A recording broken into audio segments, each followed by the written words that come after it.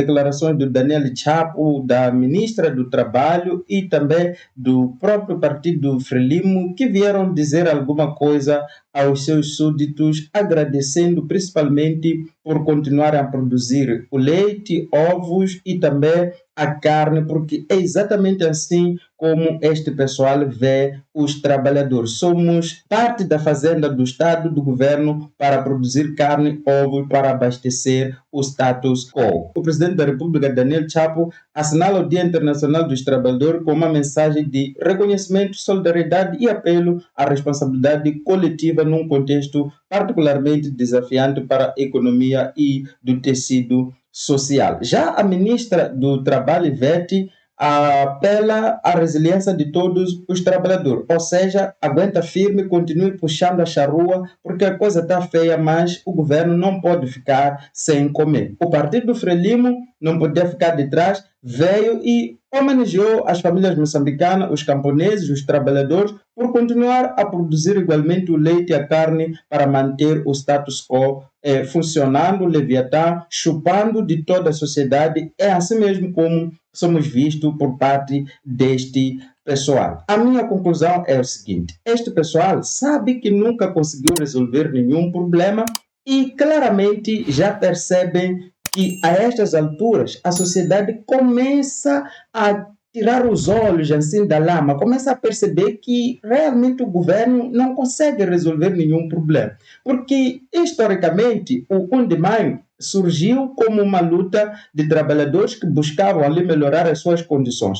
Mas o que o governo fez então com esta luta? O governo se apropriou daquela situação toda ali de conflito entre o empregador e os empregados e disse: eu sou o herói, vou salvar vocês, é só aceitar as minhas regras. E de lá para cá, então a gente vive nessa armadilha de 1 de maio e que vamos lá pedir o aumento do salário e o governo vai aprovar e a nossa vida vai melhorar. O que nós esquecemos é que quem destrói o valor do que nós produzimos é justamente o próprio governo, é o próprio Estado que come o nosso dinheiro, o valor do nosso dinheiro. Então, o problema nunca foi o empregador e o empregado. O problema foi a existência da terceira pessoa que se meteu na relação das duas pessoas. Havia problemas ali de conflito entre o empregado e o empregador, claro, mas estes problemas poderiam ser facilmente ultrapassados através do livre mercado. Se as pessoas continuassem a manifestar em 1886, sabe o que ia acontecer? O que ia acontecer é que os empresários iam ficar sem produzir, as suas empresas iam ficar paradas e eles iam chegar à conclusão de que, bom, precisamos aumentar o salário, precisamos melhorar as condições de trabalho e pronto. Ia se ultrapassar aquele problema sem interferência do governo. Mas o Estado foi lá, meteu o nariz como salvador das pessoas e as pessoas compraram essa proposta. E de lá para cá a gente vive essa utopia de que 1 de maio é alguma coisa que vai mudar a vida das pessoas. Isso foi usado como uma propaganda política. 100 anos se passaram, não mudou nada na vida das pessoas. Sobre o lema Direitos Laborais e Sindicais, a luta continua. O chefe do Estado sublinha o valor da data como símbolo de luta, da resiliência e das conquistas dos que constroem diariamente as bases do desenvolvimento da nação. Então veja só, os que constroem as bases de desenvolvimento de um país não são só os trabalhadores, porque se eles pudessem fazer isso sozinhos, sem os empresários, sem os donos dos negócios, então nem precisariam estar aqui a lutar contra os empregadores. Todos são importantes. Quem não é importante aqui é o governo, que se mete na relação das duas pessoas, justamente para fazer o quê?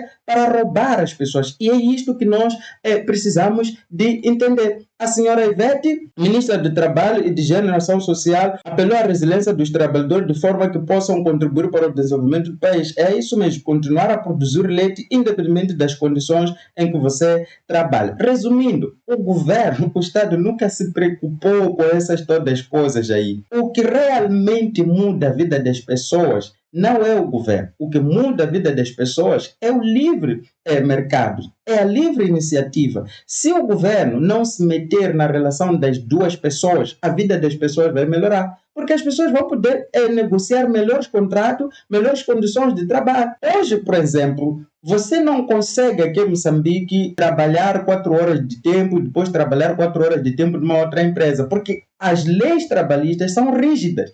quem te contrata não vai aceitar você fazer isso. Sabe por quê? Porque as leis são rígidas. Mas se as leis não fossem rígidas, você poderia fazer isso, não teria nenhum problema. Mas esse tal teu governo que te defende te coloca exatamente nessa condição. A lei do salário mínimo. Para que serve essa lei? Se não para colocar milhões de pessoas sem o que comer e sem emprego.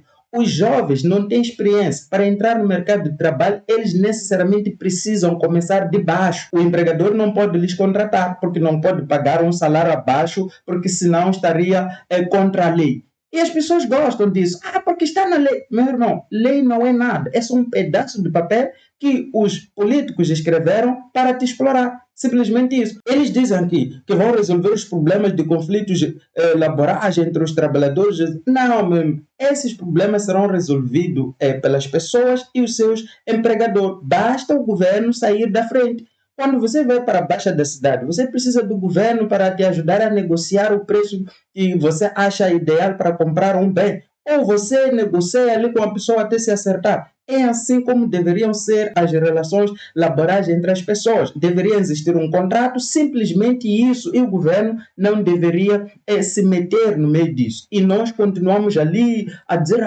o governo tem que nos defender. Olha só este caso, por exemplo, da Vulcan. A Vulcan é uma empresa de exploração, acho que de areias pesadas ou alguma coisa de minérios por aí, e está a despedir massivamente pessoas que são moçambicanos, são trabalhadores. E há pessoas neste momento com processo para não ser despedido. A questão é, imagine que você tem uma empresa e que chegou à conclusão de que precisa despedir pessoas. Por que você ia querer manter os trabalhadores se você já não precisa deles? A lei faz exatamente isso, protegendo as pessoas para não serem demitidos. Mas a empresa está a dizer que já não precisa dos trabalhadores. Qual é o problema? Tem que demitir mesmo, porque a empresa não é um centro social. As pessoas têm que aceitar que não hão de viver, ficar numa empresa para sempre.